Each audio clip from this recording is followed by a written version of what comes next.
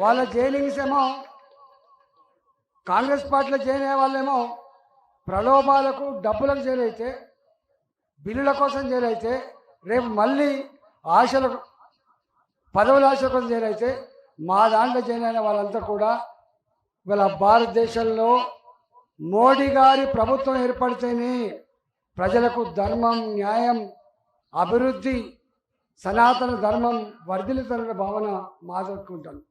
అందువల్ల ప్రజలంతా ఒకవైపు ఉన్నారు, కొద్దిమంది అమ్ముడిపై నాయకులు ఒకవైపు ఉన్నారు. కానీ ఇలాంటి సందర్భంలో అంతిమ విజయం ధర్మాన్ని మాత్రమే ఉంటుంది, అంతిమ విజయం భారతీయ జనతా పార్టీ మాత్రం ఉంటుంది. అది అనేక సార్లు ప్రూవ్ అయింది. ఇప్పుడు కూడా మనం ఎక్కడన్నా లోపాయకారి ఒప్పందం చేసుకొని అమ్ముడిపోయే వాళ్ళ గురించి మీరు ఎక్కడ భయపడకండి, పోతారు కొంతమంది. కానీ ప్రజలు గమనిస్తున్నారు. ఇప్పుడున్న పరిస్థితుల్లో కాంగ్రెస్ పార్టీకి పోయే వాళ్ళ గురించి ఏమనుకుంటారు అంటే ఆశ కోసమే పోతున్నారు, పైసల కోసమే పోతున్నారు, పదవి కోసమే పోతున్నారు, స్వార్థం కోసమే పోతున్న భావన ఉంది.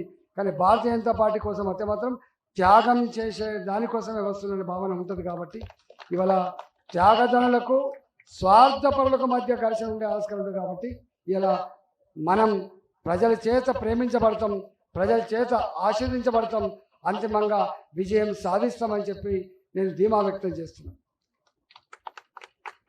మోడీ గారి గురించి గంట సేపు చెప్పినా ఉండదు, నేను ఆ లోతులకు పోను. కానీ ఒక 4 విషయాలు మాత్రమే చెప్పిపోతాను.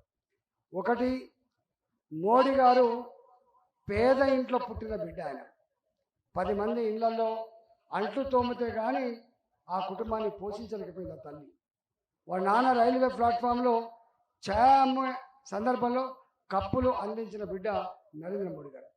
అందుకని అలాంటి పేదింట్లో పుట్టిన బిడ్డ కాబట్టి ఇవాళ నా దేశంలో సొంత ఇంటి కళ నెరవేర్చాలని ఆ పేదలకని చెప్పి భావించి ఇవాళ దేశంలో 4 కోట్ల పేదవాళ్లకు ఇల్లు కట్టించి ఇచ్చినటువంటి మహనీయుడు నరేంద్ర మోడీ గారు. ఇవాళ ఇక్కడ మాత్రం మోడీ ఏంది గీడి ఏంది, నేనే అందరికంటే పెద్ద, నా రాష్ట్రంలో డబ్బుకు కొదవ లేదు, నేనే డబుల్ బెడ్రూమ్ కట్టిస్తా, 5,50,000 రూపాయలతో కట్టిస్తా, 7.5 లక్షల రూపాయలతో కట్టిస్తా అని ప్రగల్భాలు పలికిన కేసీఆర్ కేంద్ర ప్రభుత్వం ఇచ్చిన 2.5 లక్షల ఇల్లు కూడా కట్టకుండా పేదల ఆశల మీద నీళ్లు చల్లిన వ్యక్తి, పేదల కళలో మట్టి కొట్టిన వ్యక్తి ఇలా కేసీఆర్.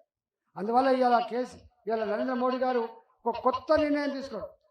ఏ రాష్ట్రంలో అయితే కేంద్ర ప్రభుత్వ స్ఫూర్తిని అర్థం చేసుకోకుండా కేంద్ర ప్రభుత్వ పథకాలు అమలు చేయకపోతే నేరుగా కేంద్ర ప్రభుత్వమే పనిచేస్తా అని చెప్పి నిర్ణయం తీసుకొని రేపు తెలంగాణలో ఈ ప్రభుత్వం సహకరించకపోతే తప్పకుండా గరీబులందరికీ నేరుగా కేంద్ర ప్రభుత్వం భారతీయ జనతా పార్టీ ఇల్లు కట్టించి ఇస్తా అని చెప్పి మీకు హామీ ఇస్తాను. మునుపటి లెక్క అయ్యో ఇల్లు రావాలంటే కాంగ్రెస్ పోవాలంట కదా అనే పరిస్థితి రాకుండా తప్పకుండా పనిచేస్తాం. రెండవది, ఈ రాష్ట్రంలో పేదవాళ్లకు బ్యాంకు అకౌంట్ ఉండకపోయేది, ఎల్ఐసి పాలసీలు ఉండకపోయేది. ఇవన్నిటికి మెచ్చి హెల్త్ కార్డులు అయితే వాళ్ళకి తెలియదు. మొన్ననే మోడీ గారు ఒక స్కీమ్ ప్రవేశపెట్టిండు. 70 సంవత్సరాల పైబడి ఉన్న వాళ్లకు అనేక రకాల ఆరోగ్య సమస్యలు వచ్చే ఆస్కారం ఉంటుంది. కాబట్టి అలాంటి పెద్ద మనుషుల్ని కుటుంబాలు పోషించలేకపోతున్నాయి. వాళ్ళు ఒకవేళ పెద్ద రోగం కనుక కాటికి దగ్గర చచ్చిపోతూ ఉన్నారు. అలాంటి పేదలను కాపాడుకోవాలి, పెద్దల్ని కాపాడుకోవాలని చెప్పి 5 లక్షల వరకు ఉచిత వైద్యాన్ని అందిస్తామని చెప్పి మోడీ గారు మొన్నే ప్రకటించారు. కాబట్టి తప్పకుండా దాన్ని కూడా అందిస్తామని చెప్పి మనం చేస్తాం.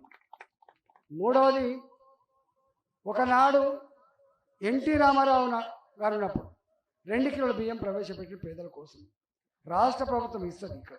కానీ ఈ దఫా ఎప్పుడైతే దేశంలో కరోనా వచ్చి చాలామంది పేదోళ్ళు తిండికి కూడా కష్టమైందో, రెక్కల కష్టం మీద బతికే వాళ్ళు ఎవరుతున్నారో వాళ్ళు చితికిపోయిండు, పాపం అప్పుల పాలైన వాళ్ళని చెప్పి భావించి కనీసం కడుపు నిండా అన్నం పెట్టాలనేటువంటి సంకల్పన భాగంగా 5 సంవత్సరాల నుంచి ఇప్పటికి 5 సంవత్సరాల నుంచి మనిషికి 5 కిలోల చొప్పున ఈ దేశంలో 80 కోట్ల మందికి బియ్యం ఇచ్చి కాపాడిన బిడ్డ నరేంద్ర మోడీ గారి వల్ల.